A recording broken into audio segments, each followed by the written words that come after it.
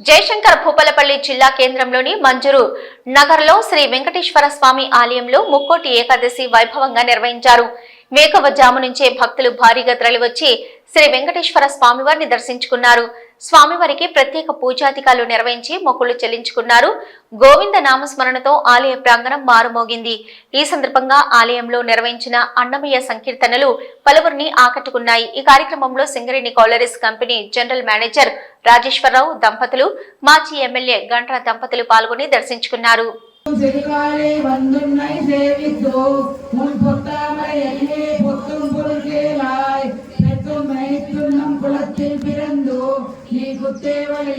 கொள்ளாமல் போகாதோ இத்தை பறை கொள்வான் கோவிந்தா எத்தைக்கும் வேலே பிறரைக்கும் முன்னோடு தூய்மையாவோ உனக்கே நாமா செய்வோம் மாத்தை நம் காமங்கள் மாத்தேனோ எம்பாவாய்.